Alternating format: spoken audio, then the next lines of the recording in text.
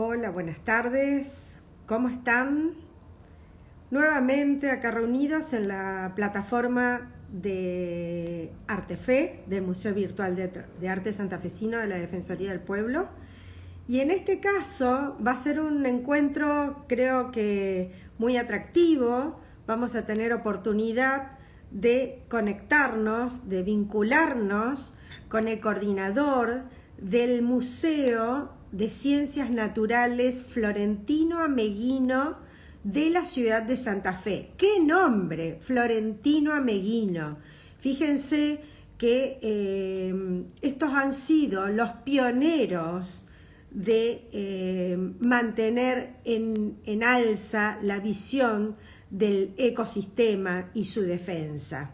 Por lo cual, ustedes bien saben que Artefe es un metamuseo, museo de museos, y por lo tanto, así como así como relevamos el patrimonio cultural, también vamos a comenzar a relevar el patrimonio natural. Estos museos, bien sabemos que a través de las investigaciones, de las exposiciones y de sus programas de divulgación, extienden el conocimiento científico y fortalecen de alguna manera la sensibilización ciudadana respecto a los problemas del ecosistema y su preservación, que es una manera de defender nuestra identidad, lo que tenemos, de lo cual nos nutrimos. Sabemos muy bien que ellos cumplen una misión absolutamente educativa y concientización también de los niños respecto al cuidado del medio ambiente. Y también sabemos que estos museos generan una oferta cultural en las ciudades donde se ubican que las vuelve mucho más atractivas.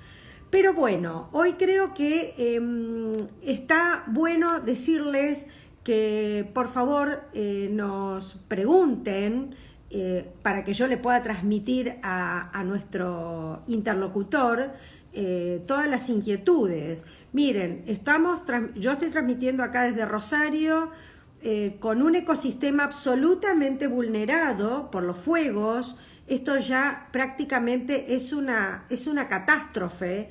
Lo que se vive en Rosario todos los días con la quema de las islas, con la desaparición de la fauna y de la flora, bueno, no tiene remedio, no tiene retorno, y sin embargo se hacen diligencias, pero no alcanza nada. Evidentemente la voluntad del hombre es tan dañina que a nosotros nos pone en alerta de reacción. Me parece que llega el momento en que deberíamos reaccionar de una manera mucho más firme. Pero bueno, no me quiero detener más en esta coyuntura.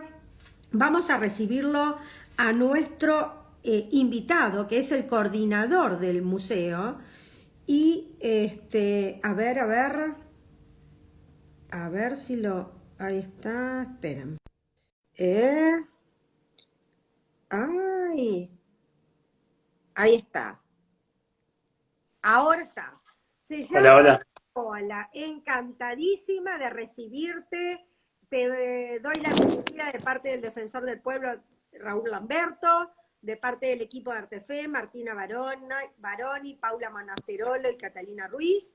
Y te saludo, Andrés Pautazo, que estás al frente de un museo, de un reservorio tan importante para los santafesinos en general y para el país también, ¿no? Porque creo que es un referente importante a nivel país. Encantadísima, vamos a entregarnos a que nos cuentes desde la historia del museo hasta también poder asomarnos a conocer algunos de las piezas más emblemáticas del museo y también las actividades que hacen ustedes. Encantadísima. Bueno, muchas gracias desde el museo por la invitación. Sí, como vos decías, es un museo de los más viejitos que hay en Argentina, el de la provincia de Santa Fe, el más antiguo. Nació hace muchos años, ya hace más de 100. Más de 100. Eh, claro, sí. Formalmente se inició en la firma del acta de inicio del Museo Meguino es en el año 1914, pero este museo ya venía desde 1900 conformado como museo escolar de la Escuela Sarmiento. Lo que Ah, pasa es que en el 14 formalmente ya se lo funda como Museo Escolar Florentino Meguino y a partir de ahí nos traemos ese nombre, digamos. mira Sí, vos, sí. vos sabés que yo estaba leyendo a raíz de esto que en realidad la Argentina, a través de la creación del Museo Nacional de Bellas Artes, fue, marcó un hito a nivel mundial casi, porque nosotros la creación de eso se remonta a 1812, 2 años después de 1810, del 25 de mayo de 1810, o sea, fuimos como muy visionarios. Sí. Claro, por ejemplo, el Museo de Historia Natural de Buenos Aires, el Rivadavia, tiene más de 200 años. O sea, Claro. nace con la República, digamos. Es uno de los el más antiguo, digamos. Este museo, por ejemplo, tiene 100 años menos, pero es antiguo también, o sea, es desde 1914, hace bastante tiempo que venimos. Y el de Rosario, al principio empezó a funcionar como una filial, el Ángel Gallardo. Claro, claro, Claro. en el año 1945 se funda el de Rosario en los registros históricos del Consejo de Educación, porque el ameguino nacía dentro del Consejo de Educación de la época. En el año 1915 ya hay una anotación de que querían fundar un museo en Rosario igual al ameguino, pero Ah, no hubo recursos en esa época y recién en el año 1945 se logra fundar, digamos, una filial del ameguino con piezas que eran del ameguino, se las lleva a Rosario y ahí empieza digamos, nace, digamos, el de Rosario, el Gallardo. Después ya en el 50 se separa definitivamente del ameguino y queda por su cuenta, digamos. ¿y Sí, pero nació con... cómo empezó la primera colección? O sea, ¿a partir de dónde empieza a funcionar el museo? ¿Con qué colecciones? Claro, bueno, en esa época este era un museo escolar, entonces lo que se Ah, buscaba era ofrecer a los docentes materiales para dar clase, básicamente, o sea, para tener una enseñanza objetiva y experimental. Entonces, un poco fue en base a un núcleo, el núcleo original del Museo Meguino, son piezas de taxidermia, por ejemplo, que fueron donadas algunas por la comunidad misma de santafesina, digamos, por los mismos vecinos de Santa Fe que donan. Hay piezas incluso de Manuel Menchaca, que fue gobernador que fue gobernador. radical, claro, que fue el que fundó el museo y Sí. dona una pieza de taxidermia que todavía la conservamos. Después, por ejemplo, el Museo de la Plata donó piezas paleontológicas. De distintos lados fue conformándose lo que se llama el núcleo original del Ameguino. El tema es que, como era un museo escolar, hay piezas de todo tipo, no solamente de flora o de fauna. También hay desde mapas hasta otro tipo de objetos, digamos. Hay una hemeroteca, hay de todo. O sea, en realidad, Claro, sí, sí, porque con el tiempo lo que se hizo en distintas generaciones de trabajadores del museo fueron transformándolo también. Entonces, la biblioteca del museo nace mucho después, si bien tuvo siempre una biblioteca chiquita, la gestión de Carlos Virasoro fue la que a partir de fines de los 70 le da más impulso a lo que es la biblioteca y centro de documentación. ¿de qué estamos hablando? ¿De qué cantidad de piezas estamos hablando en general, más o menos? ¿Tenés idea? Y, por Volumen. ejemplo, nosotros tenemos distintos tipos como distintas colecciones Sí, tenemos pero varias colecciones. Sí, hay, por ejemplo, de botánica ingresada 12.000, más de 12.000 piezas. O sea, para dar un ejemplo de la dimensión, 12.000 que son desde en fauna, por ejemplo, en vertebrados, hay también unas 12.000, 13.000 piezas. Más o menos se calcula en un número así cada una de las colecciones. En invertebrados pasa algo parecido. Hay de todo un poco, digamos, en el museo. Pero bueno, es un acervo bastante importante que son distintas generaciones de trabajadores que lo fueron Te hago incrementando. una pregunta. ¿Funciona Sí, como un museo cultural, diríamos en este sentido? ¿El patrimonio se va exponiendo parcialmente y la mayoría de las piezas están, supongo yo, en depósitos?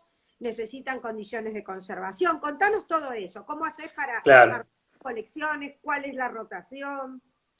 Bueno, lo que tiene en este museo, el Ameguino, en el último tiempo, lo que hicimos fue cambiar un poco la forma de exposición que teníamos. En un momento, durante muchos años, parecía una especie de gabinete donde casi todas las piezas estaban expuestas. Ajá. Bueno, ese criterio ya no está, no lo estamos usando. Hay una serie de piezas que sí están en exposición, conformando parte de lo que es una muestra permanente que tenemos, que son piezas sobre todo de la región. Después Ajá. hay distintos depósitos de colecciones, donde ahí ya tenemos desde un depósito de zoología, un depósito de botánica, también hay depósitos de material en líquido, porque se conserva, parte de las piezas se conservan en fluido, digamos, o sea, en alcohol al 70%.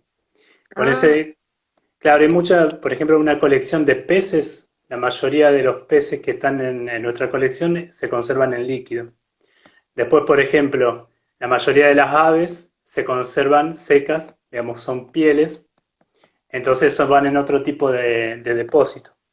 Y bueno, y hay personal dentro del museo, tenemos un biólogo que trabaja específicamente en lo que son las colecciones del ameguino y lo que se hace es conservación preventiva. O sea, lo que se intenta es que las piezas esas no se deterioren, que es algo que pasa en todos los museos, bueno, en este caso puntual, con piezas biológicas, digamos. Pero también lo que tiene el ameguino es una gran parte de la colección es paleontológica y de geología, digamos. O sea, hay de todo un poco dentro de nuestra colección. Pero bueno, parte se expone, y la gran mayoría está almacenada. ¿y cómo es el tema de los laboratorios? ¿Ustedes tienen conservacionistas, tienen investigadores sobre cada una de las particularidades de ese patrimonio? ¿Hacen un Claro, trabajo? bueno, sí, en realidad la orgánica, la estructura orgánica del museo Sí. contempla distintas unidades culturales, se llama. Una es unidad cultural botánica, otra es zoología, hay otra que es geociencias, que se abarca lo que es paleontología y geología. En una sola de esas hoy tenemos personal, en las otras todavía no tenemos personal a cargo, lo cual, digamos, dificulta un poco el tema de conservación de las piezas, digamos. Pero, por ejemplo, taxidermistas tienen. El taxidermista es una figura, a nosotros nos interesa siempre contar esa historia porque Ah, eso, dale. claro, dentro de una época del museo, por ejemplo, cuando nació como museo escolar, los documentos históricos hablan de el director de esa época pedía un taxidermista, porque la verdad es que requerían tener más piezas para exposición, ¿no es cierto?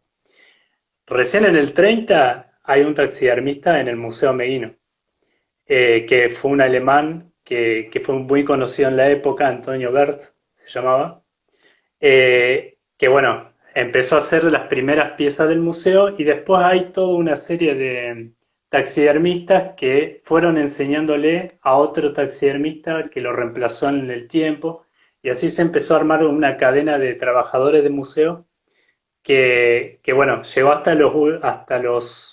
hace poquitos años, donde falleció el último taxidermista formado así de forma de uno hacia otro.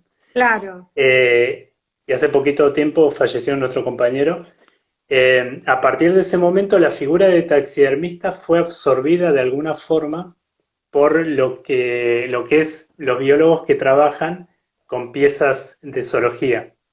Ah, Entonces, hoy todos los biólogos que trabajan colecciones saben hacer taxidermia, pero pasamos también de ser un museo que exhibía sola, que preparaba piezas para exponerla en vitrinas, a dejar un poco de lado ese tipo de recurso museográfico para tener otros. Entonces la taxidermia ya se convierte en otro tipo de trabajo que es conservación de piezas para estudios científicos. para estudios ¿Tá? científicos, qué bueno. Claro, está más enfocada a eso la taxidermia hoy en día ¿Y eso dentro del lo museo. trabajan con la universidad, con el CONICET? ¿Con qué organismos lo trabajan? ¿Y con otros países también? Claro, sí, lo que nosotros tratamos de hacer siempre, el museo se plantea como un espacio donde se conserva parte del patrimonio de todos los santafesinos, que es patrimonio público, y lo que tratamos de garantizar siempre es la conservación preventiva de ese material y la accesibilidad. O sea, cualquier persona que requiera investigar esas piezas, observarlas o lo que fuera, tiene acceso a ellas por medio de una serie de protocolos que tenemos, ¿no es cierto?, de acceso. También lo que hacemos es habilitar por medio de bases de datos globales cuál es el acervo que tiene el museo para que todos los científicos de cualquier lado del mundo puedan verlo Qué y interesante. eventualmente puedan solicitar el acceso a ese material. Entonces, por ejemplo, hay bases de datos globales bueno, nosotros tenemos ahí cargadas las listas de piezas que tenemos dentro del museo. Entonces, un investigador, por ejemplo, que esté, ahí veo una foto del carpintero de la muestra, todos esos carpinteros están cargados en esa base de datos, alguien que estudie esas aves pueda acceder a esa base y consultarnos, pedirnos más información o concertar una visita al museo para estudiarlo, digamos. Y te pregunto, ¿se entregan en préstamos para otros investigadores y ustedes asimismo reciben en préstamo de otros lugares o no Mira, se da? antes, sí, antes era más usual eso. Ahora se intenta más que por el mover piezas a veces, lo que genera es que esa pieza es un Es riesgo un riesgo? de, sí. Y más también considerando las piezas que son de origen biológico, por ejemplo, tienen que tener todo un tipo de transporte y de permisos que van más allá de lo que es el Ministerio de Cultura, que ya engloba, toca lo que es el Ministerio de Ambiente y de Producción. Entonces hay que tener una serie de permisos que bueno, hay que gestionar. A veces es mucho más sencillo que un investigador se acerque al museo o bien, porque ahí va a tener no solamente las piezas que quiera acceder, sino también el lugar para estudiarlo.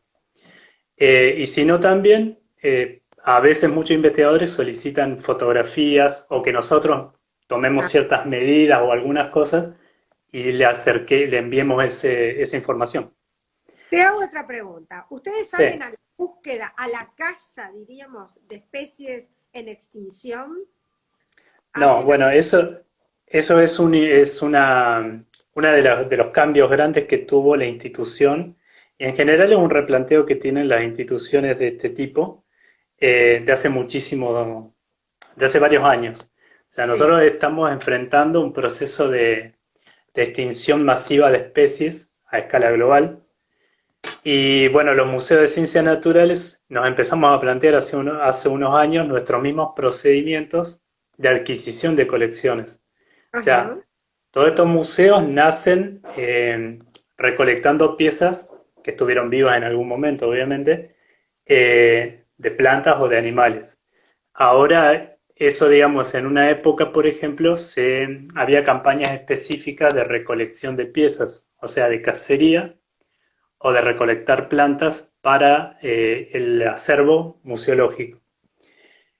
Bueno, en otra época eso era usual, no había muchos cuestionamientos, pero a partir de la crisis ambiental actual, eso sí empezó a hacer ruido y todos los museos en general pasaron por esa misma crisis dentro de sus procedimientos.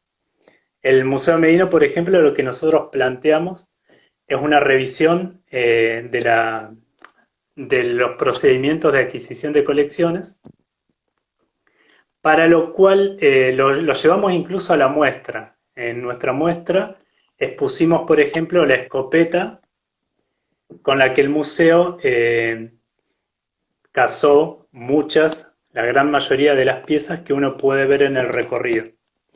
Y ahí al visitante le planteamos también, bueno, esa pregunta y ese cuestionamiento, porque el visitante del museo es dueño del patrimonio que está observando y también los recursos naturales, que son flora, la fauna y demás, también son públicos, digamos.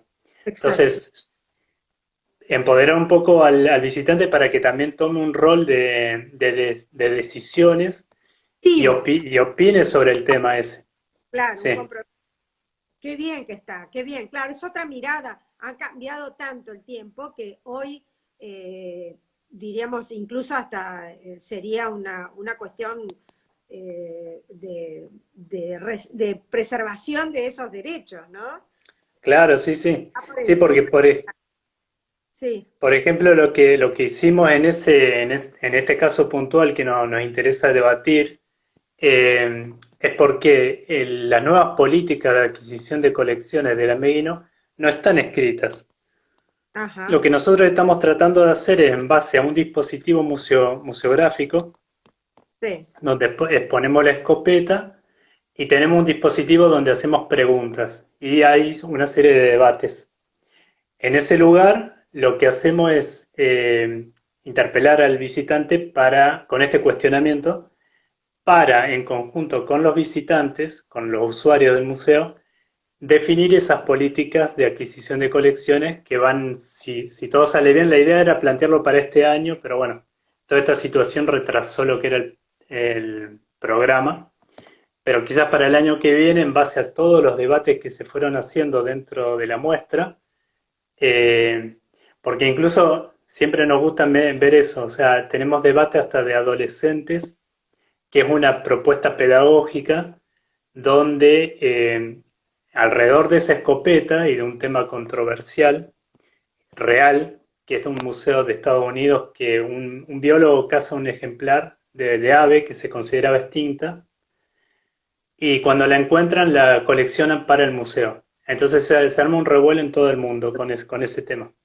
Nosotros en base a esa discusión empezamos a hablar de colecciones, de museos, de los límites y lo que el juego, digamos, es básicamente una mediación judicial donde un grupo ambientalista demanda al museo por haber hecho eso y el museo se tiene que defender.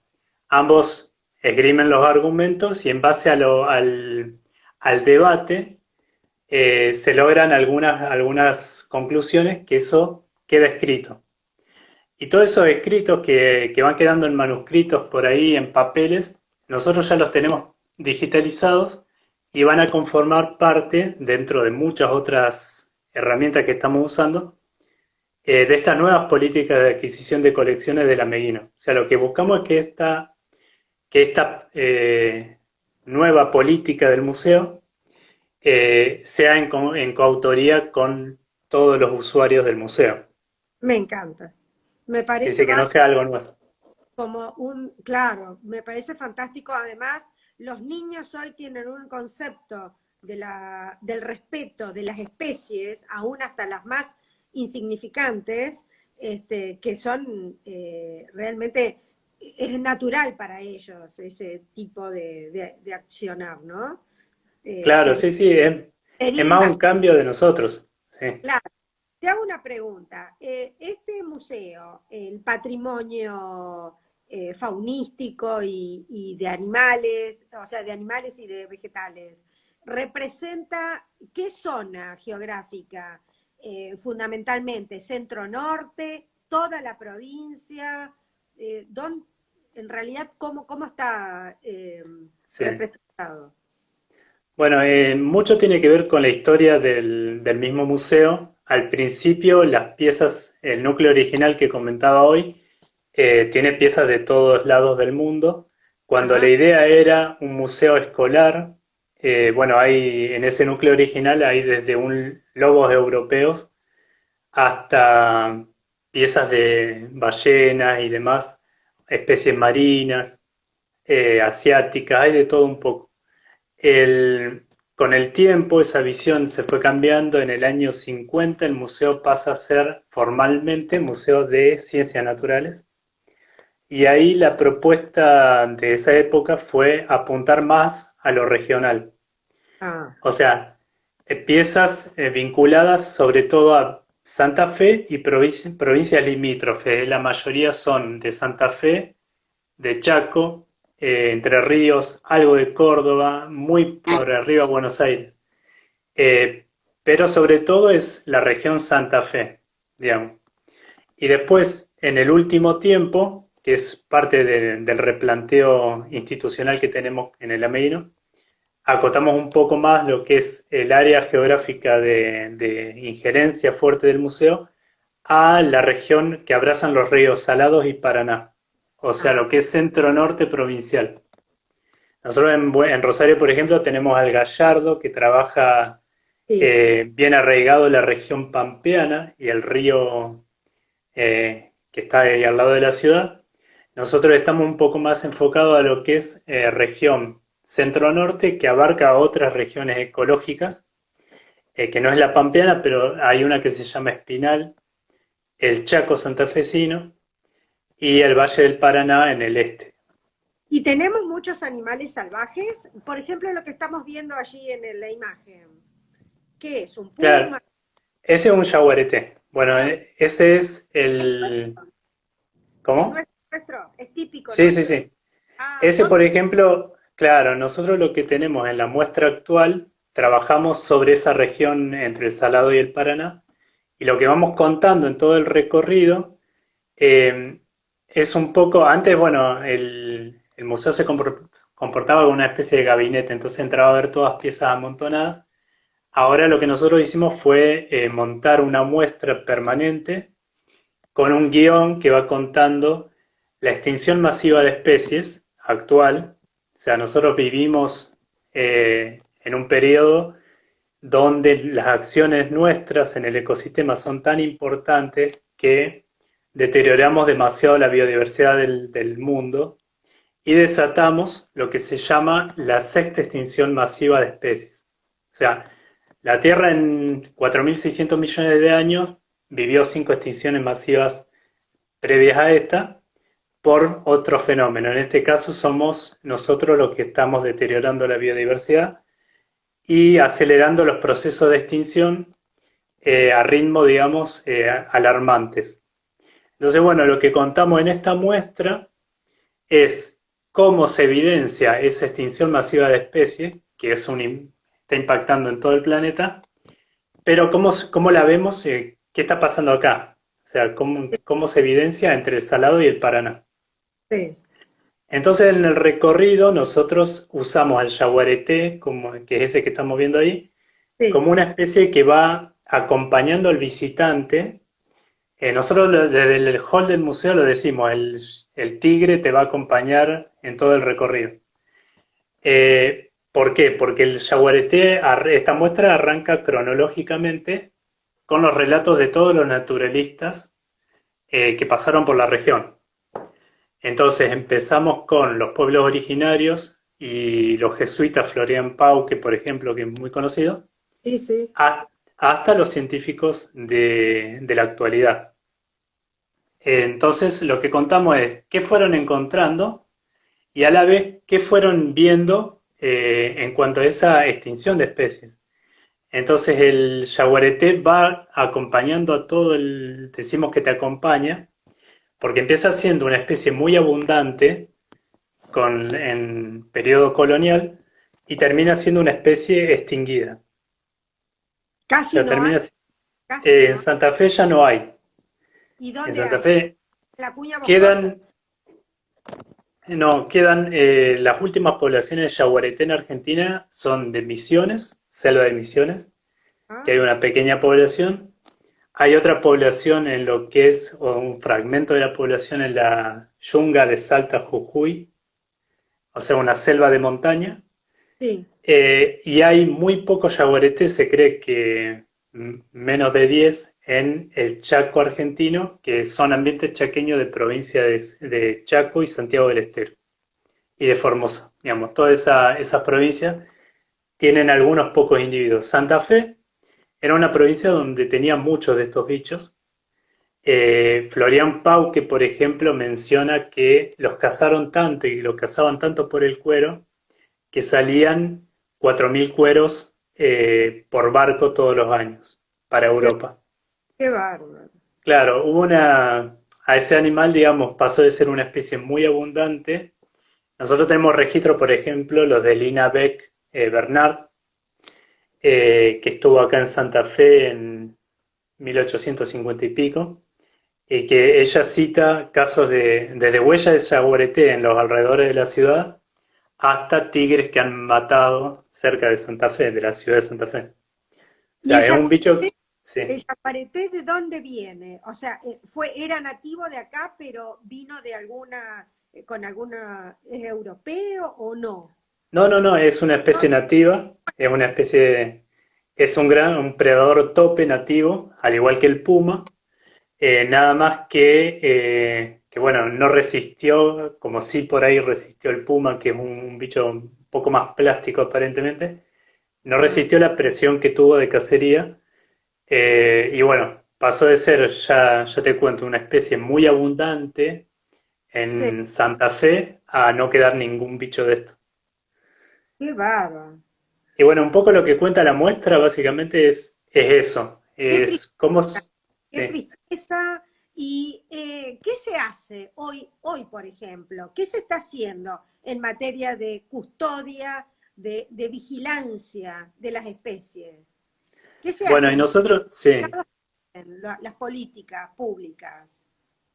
Bueno, acá nosotros en lo que es provincia, por ejemplo, de Santa Fe, tenemos Sí, parte del Ministerio de Ambiente y Cambio Climático, sí. que trabaja directamente, hay direcciones dentro del ministerio enfocadas a conservación de especies, por ejemplo, de manejo. Hay una dirección de manejo de fauna, hay otras de áreas protegidas, que es una de las formas más eficientes de conservar biodiversidad, la creación y el mantenimiento de áreas naturales protegidas. Y después está lo que es el Ministerio de Producción, que se encarga de algunas cuestiones particulares con recuperación de fauna que se decomisa, por ejemplo. ¿Y Nosotros participamos. tienen los recursos suficientes para poder desplegar? Porque nuestro territorio es tan enorme Sí, y es complejo. hay focos por todos lados. Yo estoy viendo acá lo que está pasando con Rosario, que no sé si ya van a poder seguir existiendo las ardillas, los carpinchos. Dicen que están desapareciendo, pues se están quemando todos. Claro, sí, el tema es que hay distintas situaciones, bueno, en el caso de la quema en las islas, lo que Ajá, nosotros tenemos hay quemas en todo lo que es el Valle del Paraná ahora, sí. por esta sequía extrema que estamos viviendo también, que ayuda un poco eso y la bajante tan pronunciada. Y el problema, bueno, de esas quemas tan masivas es la pérdida en poco tiempo de grandes superficies de un hábitat, por ejemplo, para algunas especies. Por ejemplo, todos esos grandes pastizales en llamas, bueno, son Sí. refugios de especies como el carpincho que vos comentás. Después hay otro tipo de problemas ambientales en Santa Fe, como la sustitución de ecosistemas completos por cultivos, que son fenómenos que vienen trabajando hace rato en lo que es sobre el bosque santafesino. Por ejemplo, nosotros en lo que es la muestra hay una parte que charlamos, discutimos o nos preguntamos si llamar todavía ecorregión, hay una región grande de Santa Fe que se llama Espinal, pero parece hoy una espinal sin espinas, porque ¿Cuál es? en ¿Cuál realidad sería? todo ¿Cuál el sería? centro de Santa Fe, todo el centro de la provincia de Santa Fe, Sí, hasta tocar con la región pampeana, es sí. lo que se llama región del Espinal, o sea, son algarrobales, originalmente algarrobales, chañarales, son árboles, digamos, muy espinosos, por eso tiene ese nombre. El tema que fue una de las regiones más deforestadas de la provincia históricamente, y hoy quedan muy pocos reductos de ese bosque nativo, digamos. Por eso una de las preguntas, quizá un poco irónicas, pero para trabajar sobre eso con los visitantes, es si no cambiarle el nombre, por ejemplo, a algunas ecorregiones, porque ya espinas en la gran mayoría de la superficie no van a encontrar. Qué bárbaro. Y después lo que nosotros hacemos un poco es trabajar en conjunto con el Ministerio de Ambiente y con el Ministerio de Producción en distintos proyectos. Sí, Uno está enfocado al monitoreo de fauna amenazada en lo que es el norte de la provincia de Santa Fe. ajá. Hoy al principio habías puesto algunas fotos que son A ver, se ven ¿esto de, no- qué es? ¿Esto es alusivo a qué? ¿Esto qué es? Lo que estamos Ese viendo. bicho, por ejemplo, es el oso hormiguero gigante. Ah, yo te lo puse al principio, espera. Claro, Que ese es el oso hormiguero gigante, el que hecho. estamos viendo ahí. Esa es una especie, por ejemplo, en ese caso, es un oso que fue liberado en el norte de la provincia de Santa Fe, procedía de ahí, pero bueno, fue capturado, después se restituyó al hábitat y se lo liberó. Ese bicho está en peligro, también en peligro de extinción, y hay una pequeña población en la cuña boscosa de Santa Fe. Antes llegaba mucho más abajo, llegaba a la zona de San Javier, eh, y en la zona del Espinal. Pero bueno, ese bicho ya quedó muy recluido a lo que es el norte de Santa Fe, en un pequeño lugar.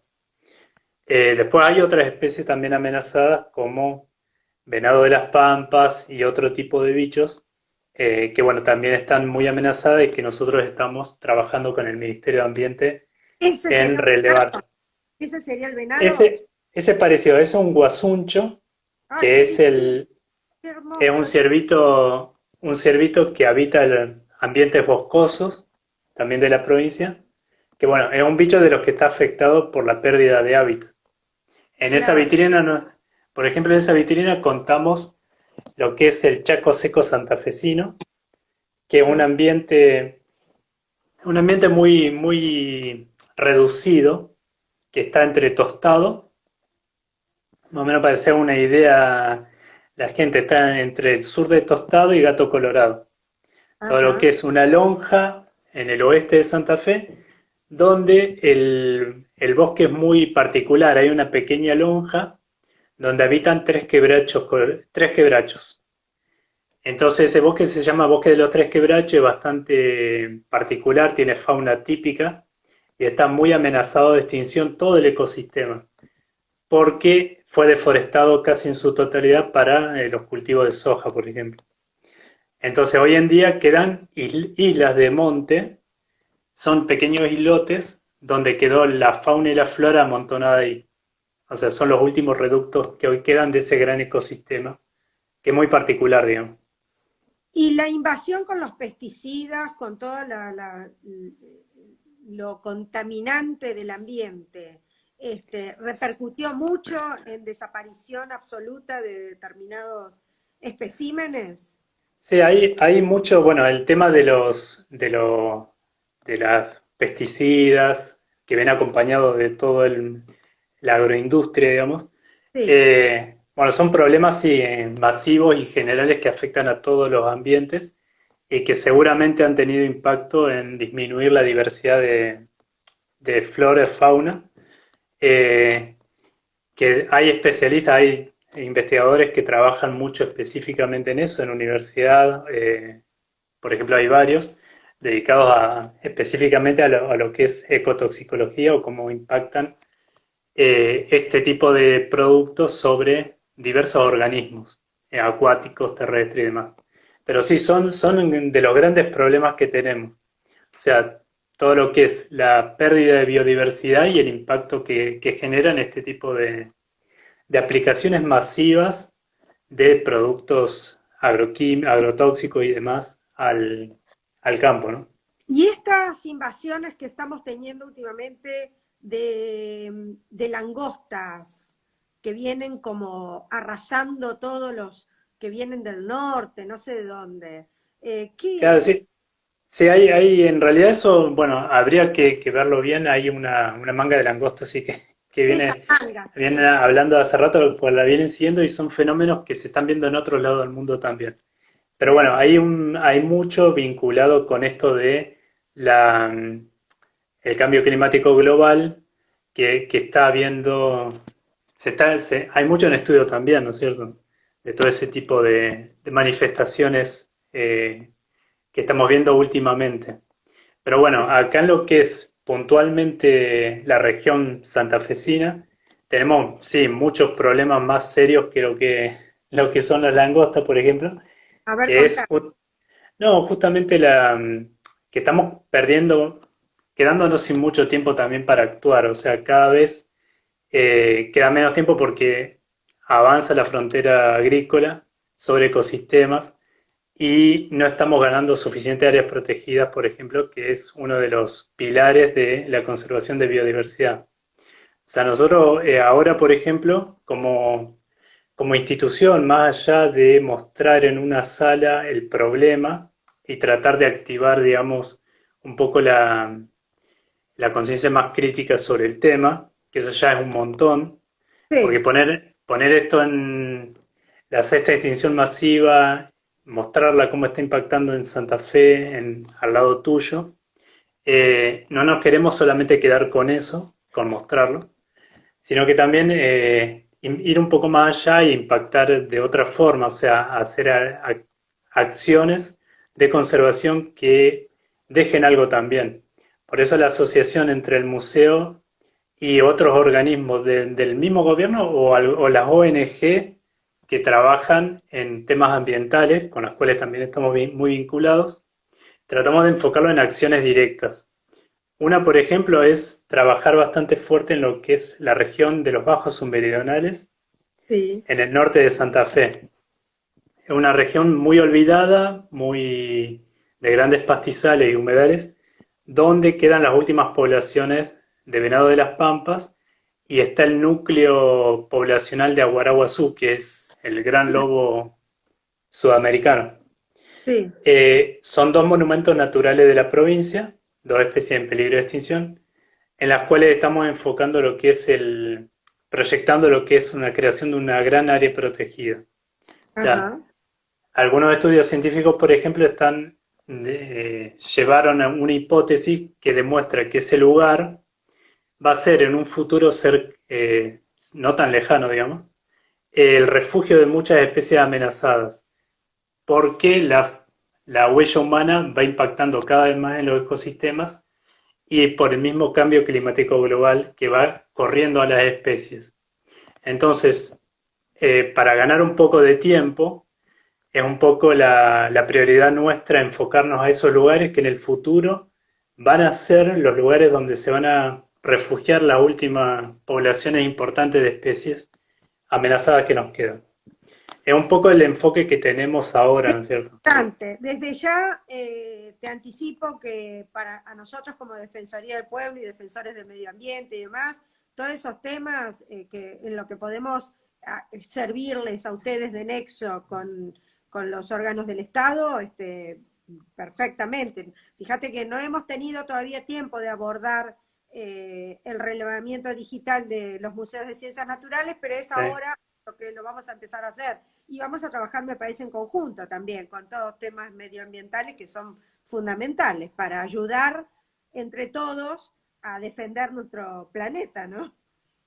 Sí, sí, todo este tipo de los museos de ciencias naturales, bueno, y los dos de Santa Fe, el Gallardo tiene la muestra también con un enfoque Sí, claro que trata todos estos temas. Sí, no podemos ser indiferentes, digamos, frente a la crisis ambiental actual. O sea, totalmente. no tocar esos temas, la verdad que también Y es una posición, sí. la vegetación también es un tema que hoy ocupa un lugar central.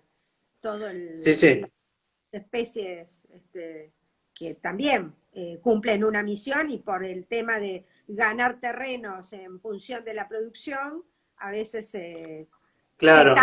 se talan bosques, no se reponen las especies, es Sí, complicado. nosotros un poco, por eso también lo que trabajamos dentro de este relato que está en la muestra del amino, uno de los temas fundamentales que está dentro de la historia y no, es ineludible, de la forestal, por ejemplo. La Claro, forestal como tragedia del quebracho, y traje, de la cuña boscosa. exacto.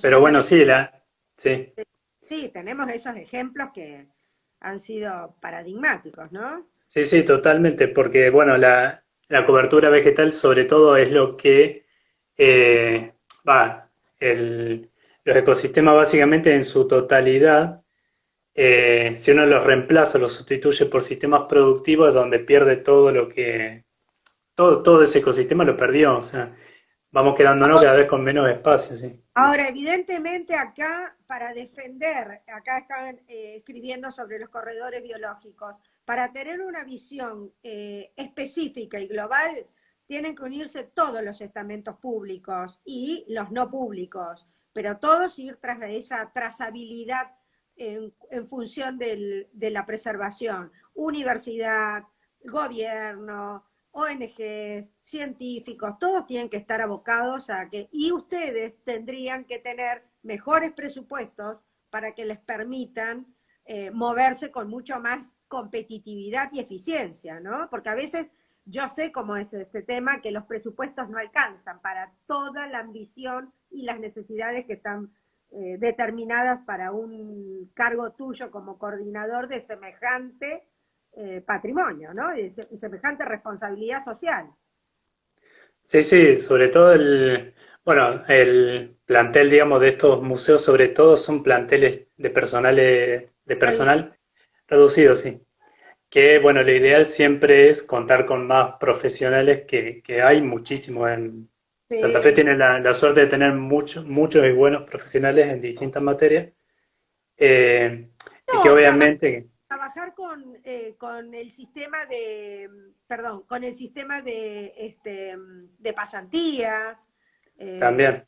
que me parece que es perfectamente aceptable para una dinámica que permita al museo y a la vez también tener recursos tecnológicos. Pues supongo yo que hoy debe haber mucho adelanto tecnológico que a ustedes les permita hacer mediciones, hacer avistajes, no sé, Sí, relevamiento. sí, no, totalmente en lo que es por lo menos hay la parte de estudios a campo, en eso sí estamos en la asociación de trabajo que venimos haciendo en proyectos puntuales, se busca siempre acceder a otros recursos, por ejemplo, en algunos momentos con el Ministerio de Producción, por ejemplo, trabajamos fuerte en lo que es Aguaraguazú, Ajá.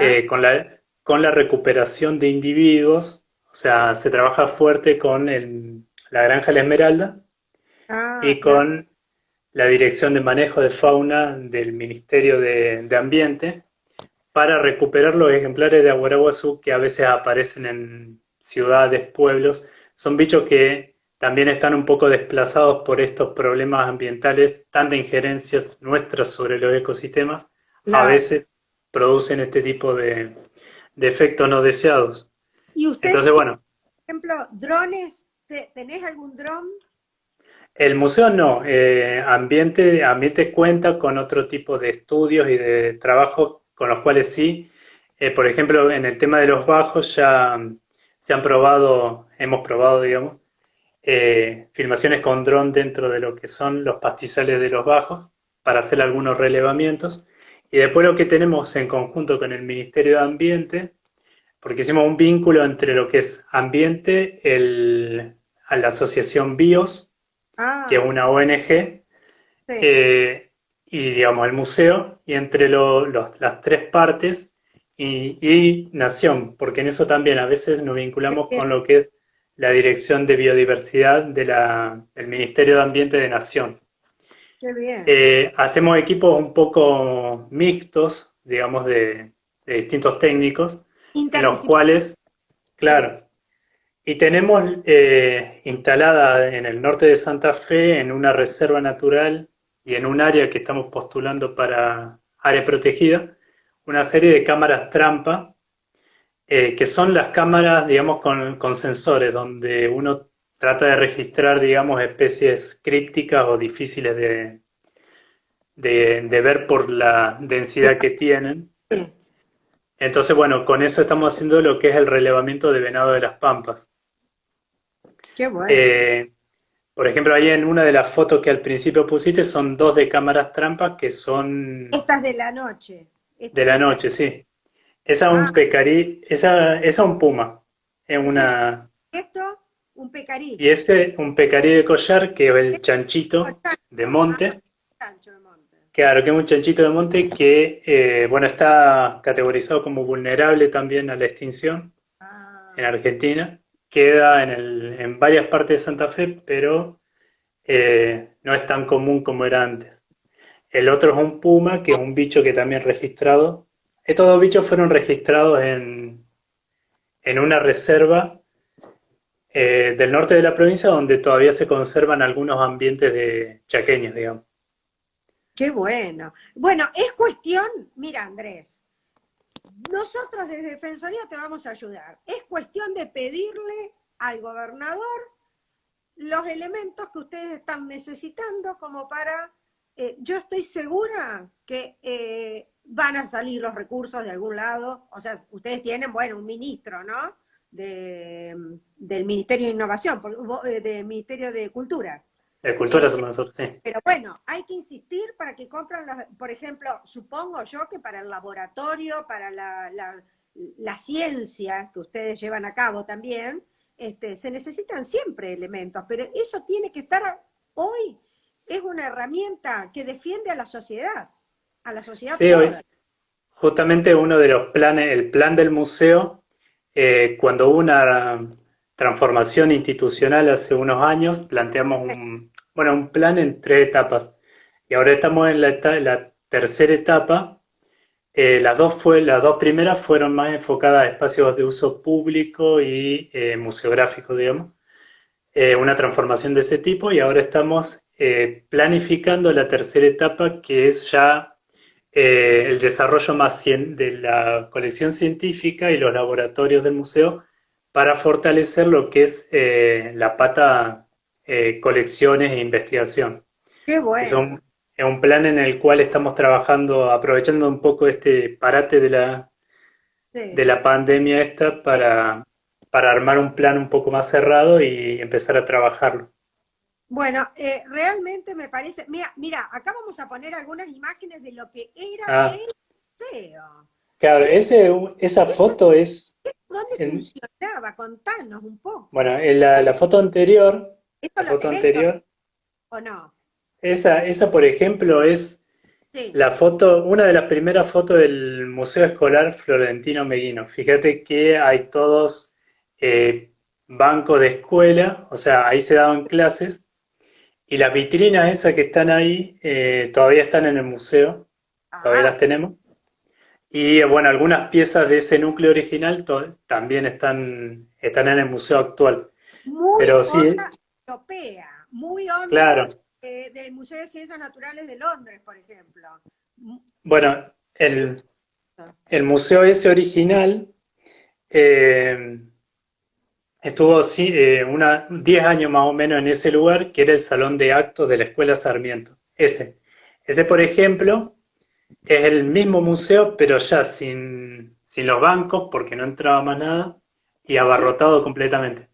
qué divino. Eh, claro, en base un poco al abarrotamiento que hubo en esa foto que vos ves ahí, que no se puede ver nada, Sí. pidieron, hay un profesor de la ciudad de Esperanza en el año 1924 que se hizo cargo del museo, logró la primera mudanza, el museo se fue a otro lado, alquilaron un espacio más grande y después el museo fue saltando a otro espacio porque siempre quedaba chico, o sea, cada vez que pasaba algo quedaba... Bueno, y esa es la reapertura del año pasado. Ahí la estamos viendo a la chiqui incluso. Claro, esa es la reapertura que hicimos el año pasado, el 4 de abril del año pasado, Ah, después de algunos años de transformación del edificio, digamos. no, espera, ¿y esto qué es? Y eso que ven ahí son ilustraciones que hizo en los muros Sebastián Kaminsky, que es un ilustrador Qué de hermoso. Santa Fe. Sí, hay una parte que nosotros hablamos y contamos de los jesuitas y de los naturalistas que digamos, identificaban y hacían registro de especies por medio de la ilustración. Entonces Ah, lo que hizo Sebastián fue trabajar sobre esos muros, hermosísimo. eh, claro, con distintas especies, en ese caso, el burucuyá y Ah, la mariposa espejito que está asociada a esa planta. Y después hay otra, por ejemplo, que pasaste, que es el tigre. esta. Esa, por ejemplo, ahí contamos un poco el tema de las comunidades originarias y las especies que ellos identificaban. Ese, por ejemplo, se llama yaguaró, y en los relatos de los jesuitas aparece como una especie diferente al yaguareté.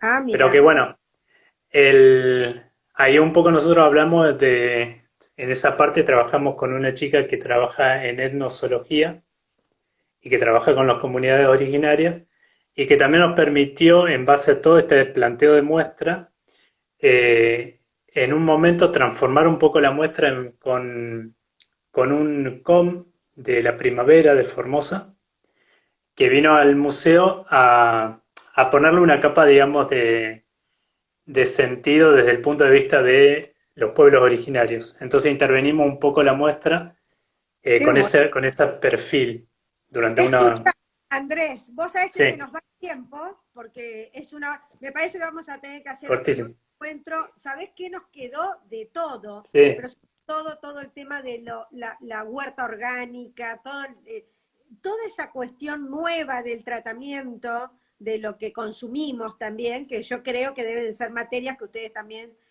van avanzando, ¿no? Y porque claro, ustedes una labor docente también, importantísima. sí, sí. Sí, sobre todo Se nos tenemos una acaba el misión tiempo. muy... Dale, Ahí sí que se nos acaba el tiempo. 18:59, sí, se nos acaba. joya. Sí. Bueno, joya, fantástico. Espero que a todos les haya gustado. Te saluda nuevamente el defensor, que está encantadísimo también con el abordaje de estas nuevas temáticas. Y te vamos a convocar prontamente para un nuevo encuentro y sobre todo con lo que vamos recogiendo de la gente que nos pregunta y demás. Así que vas a tener Dale, una tarea para... O sea, nos acabó el tiempo. dale. Nos están avisando. Un beso enorme y saludos a todos los que nos Muchas gracias por acompañan. todo. Gracias por todo, ¿eh? Gracias a todos. Muchas Adiós. gracias. Chau, Chao. Andrés. Hasta luego. Gracias.